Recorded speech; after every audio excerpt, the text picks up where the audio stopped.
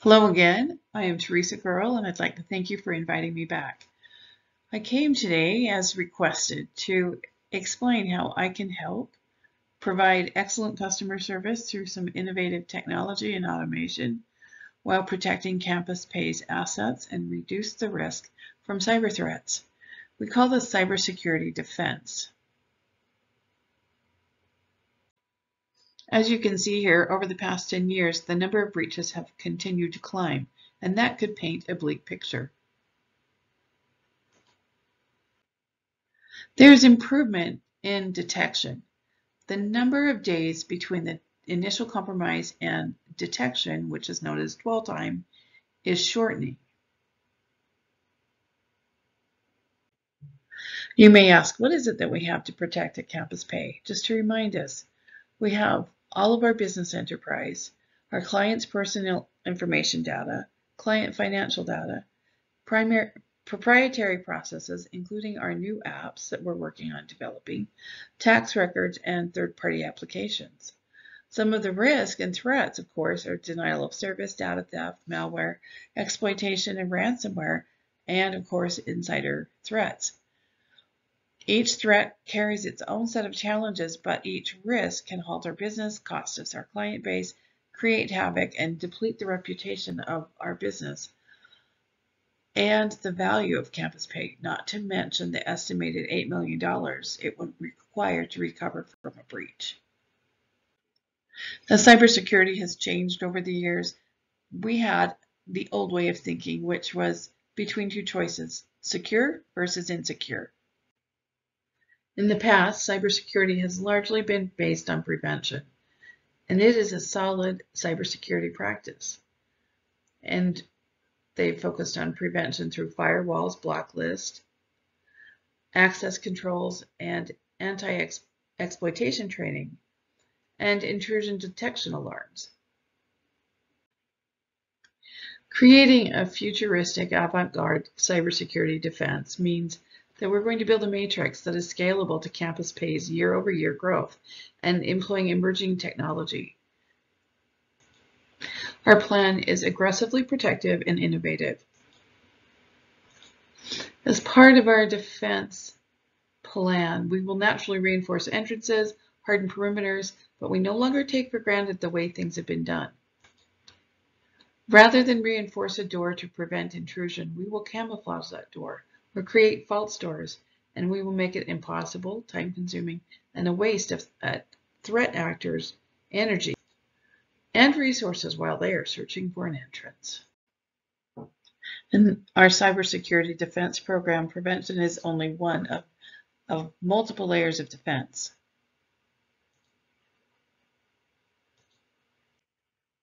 We all know a single case of ransomware or a data leak would cost us millions of dollars.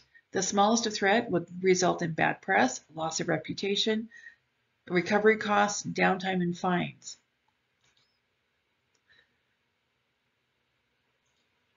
One layer of defense that we have is we don't wait to be breached. We take the mindset that we have been breached, and we hunt and search for threat actors, their signatures, and their patterns. I'm inviting you today to shift your perspective. We no longer think as cybersecurity as prevention or solely prevention. Rather, in alignment with Campus Pay's vision statement, we will construct a hardened and efficient, innovative, and practical cybersecurity defense program that will add value and trust to our partners and client relationships. We provide a return on investment, and this means we have intentionally designed layers of prevention, deception, detection, and part of our service includes being practiced, drilled, and prepared to respond to any threat. Looking forward, we expect other companies to hold Campus Pay as the standard of trust and an innovative cybersecurity defense in payroll and employment services. Using the Center for Internet Security Control, each benchmark we implement one or more of those controls, which are proven to reduce cyber threats by 85%. Each benchmark reduces risk and increases Campus Pay's innovative value. On day 1, we begin with the anti-phishing campaign. Before the first 30 days, we will have a hardened password, company-wide, and all digital assets will be mapped and inventoried at the end of the first month. At the 60-day benchmark, the secure VPN will be in place and required company-wide. The entire network will be segmented, and at 90 days we will expand to our third-party vendors in order to assess, identify, and evaluate any weaknesses. Some things we implement will be obvious, things such as defensive training, password policies, and required VPN usage. Other things, like honeypots, will be invisible. As we go, each step of the program will be well documented and built towards the next benchmark. This includes the what if policies, wherein we train employees about what if you click on the email, what do you do? But we also train them vigorously to recognize what the emails are and how to avoid them. But as one of our layers of cyber defense, mistakes happen, and much of our work is lifting the entire company to a more cyber defensive attitude. At the end of the first year, we expect to have all 18 CIS critical controls in place. We will continue to monitor, audit corrections,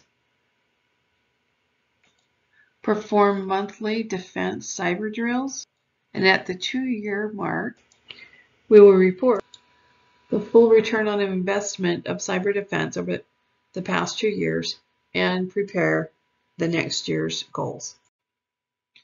As we eliminate flat networks, because flat networks are indefensible, they have zero visibility, they expose all the systems at once and have no secure redundancy.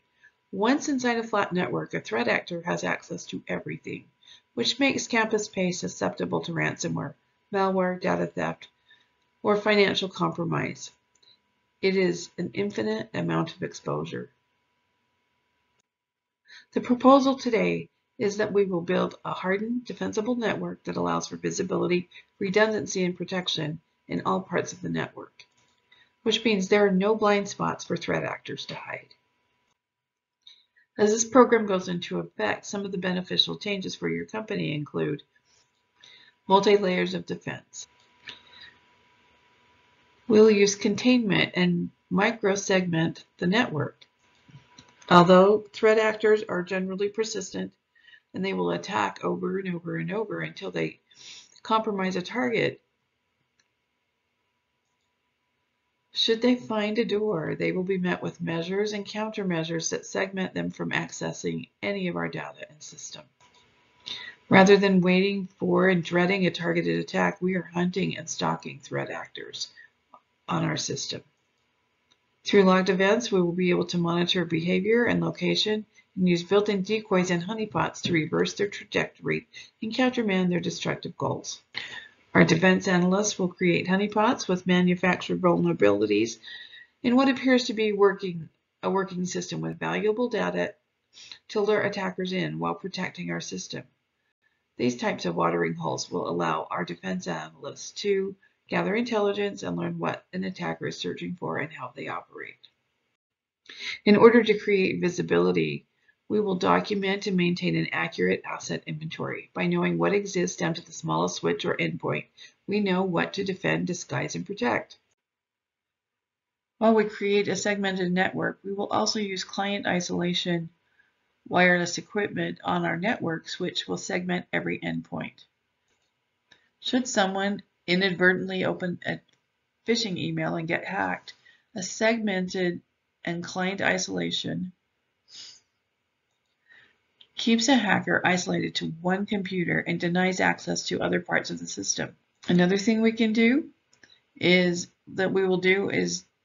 deny outbound traffic, which controls and alerts us to policy violations such as unauthorized equipment or software and will help identify misconfigurations. This is robust equipment that eliminates portions of traffic that need to be inspected while helping inform detection and response capabilities. Every asset will be configured to generate logs starting at the base to the endpoint drivers, including routers, switches, firewalls, and even servers running file shares. Intentional configuration gives us continued visibility and allows us to correlate activity like blocked connections or failed logins.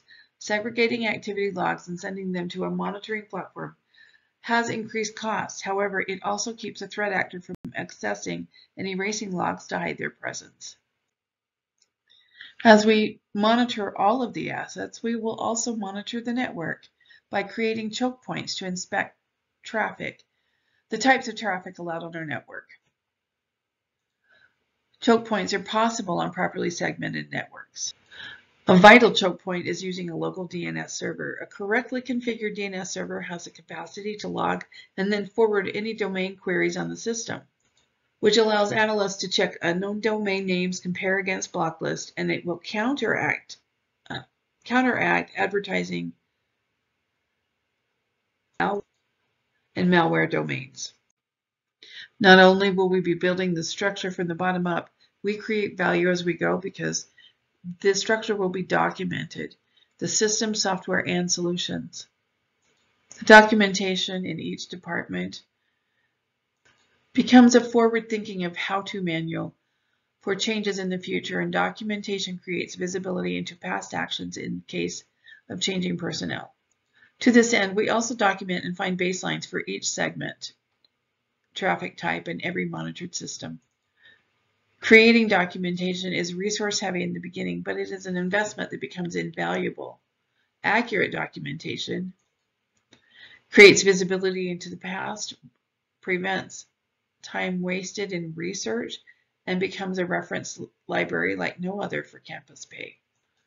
The documentation created during the build-out will be used for training, and when we have cyber breach drills, at month 15, we will be prepared to make our system scalable to match the growth and goals of Campus Pay.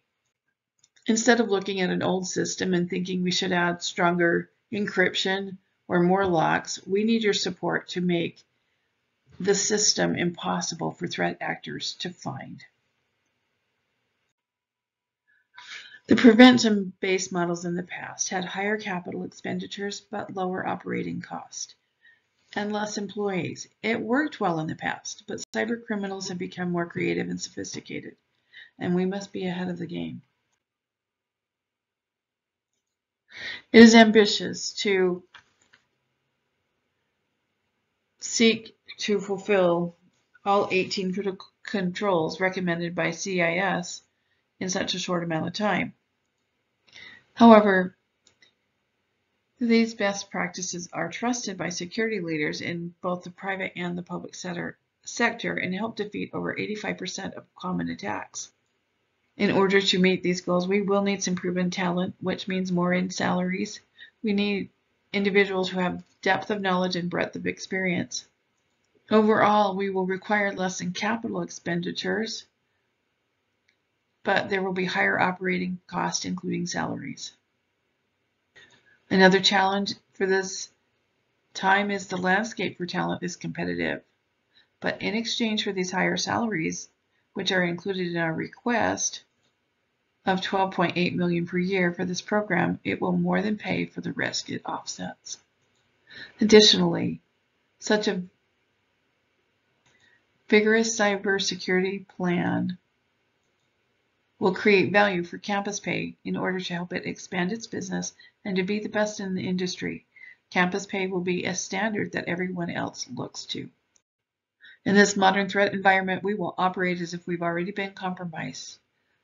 And assuming that we've been compromised will affect every plan and decision we make in the future.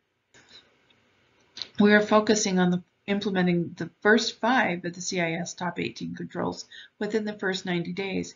Which includes inventory and control of assets and software, robust data protection, secure configuration throughout the architect, and account management. These are all foundational building blocks. We're requesting $12.8 million for the first year. There's a lot of good equipment already in use that we do not need to purchase, but our biggest capital expenditure will be segmenting the network and securing the endpoints. With 5,000 employees, we have an estimated average of 3.2 endpoints per employee. And that works out to be an estimate of about $93 to secure each endpoint. For our projected 6 employees, salaries total $780,000. It would be appropriate to have an insurance policy in place while the program is being rolled out. Once the program is completed and is all in place, our insurance rates will drop, and we can reduce the cost of insurance. Other costs, such as data storage, decrease every year, while most of the costs are subscription-based and will be classified as operating expenses. In the past, you've had one individual balancing the risk on his own, and he's done a great job. Our department is here to create a defensible, innovative system that, while it may cost more in the beginning, it will be saving lives, jobs, and the future of Campus Pay. Thank you for your time today. Our goal is to help Campus Pay have a robust cybersecurity defense program, which will reduce their risk, create value, and increase their reputation and trust, and provide a return on investment in the years to come. Thank you.